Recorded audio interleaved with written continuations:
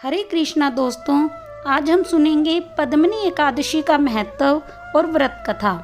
धर्मराज युधिष्ठिर कहने लगे कि हे जनार्दन, आपने सभी एकादशियों का विस्तार पूर्वक वर्णन कर मुझे सुनाया, अतः अब आप कृपा करके मुझे अधिक मास के शुक्ल पक्ष की एकादशी का क्या नाम है तथा उसकी विधि क्या है, इन सब के बारे में बताइए।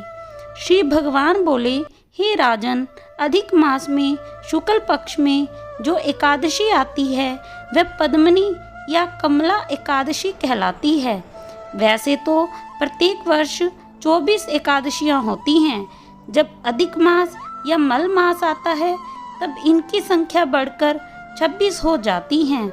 अधिक मास या मल मास को जोड़कर वर्ष में 26 एकादशियां होती हैं। अधिक मास में 2 एकादशियां होती हैं जो पद्मिनी एकादशी और परमा एकादशी के नाम से जानी जाती हैं।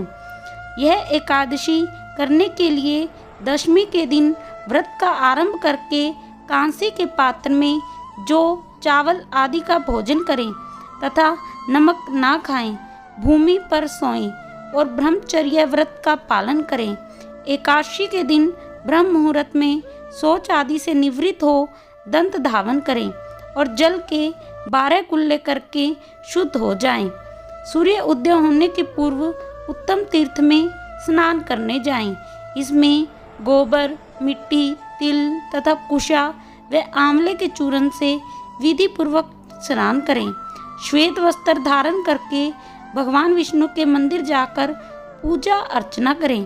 भगवान कृष्ण बोले, पुरुषोत्तम मास में अनेक पुण्यों को देने वाली एकादशी का नाम पद्मिनी है।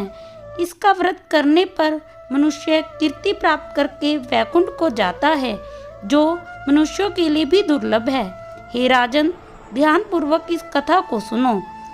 हे मुनिवर, पूर्व काल में त्रेता युग में हैय नामक राजा के वंश में कृतवीर्य नाम का राजा महिष्मति पुरी में राज्य करता था। उस राजा की 1000 परम प्रिय स्त्रियां थीं, परंतु उनमें से किसी को भी पुत्र नहीं था जो कि उनके राज्यभार को संभाल सके। देवता, पितृ, सिद्ध तथा अनेक चिकित्सकों आदि से राजा ने पुत्र प्राप्ति के लिए काफी प्रयत्न किए, लेकिन सब असफल रहे। तब राजा ने तपस्या करने का निश्चय किया।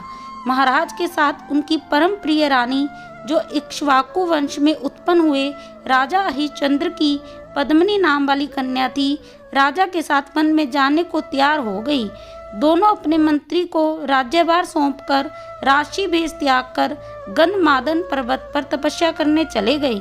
राजा ने उस पर्वत पर 10,000 वर्ष तक तप किया, परंतु फिर भी पुत्र प्राप्ति नहीं हुई। तब पतिव्रता रानी कमल नयनी पद्मिनी से अनुसूया ने कहा, 12 मास से अधिक महत्वपूर्ण मलमास होता है जो 32 मास पश्चात आता है। उसमें द्वादशी युक्त पद्मिनी शुक्ल पक्ष की एकादशी का जागरण समेत व्रत करने से तुम्हारी सारी मनोकामना पूर्ण होगी। इस व्रत के करने से भगवान तुम पर प्रसन्न होकर तुम्हें शीघ्र ही पुत्र देंगे। रानी पद्मिनी ने पुत्र प्राप्ति की इच्छा से एकादशी का व्रत किया।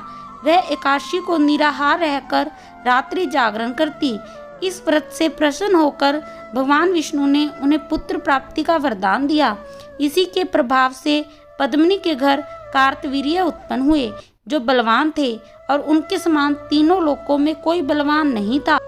तीनों लोकों में भगवान के सिवा उनको जीतने का सामर्थ्य किसी में नहीं था।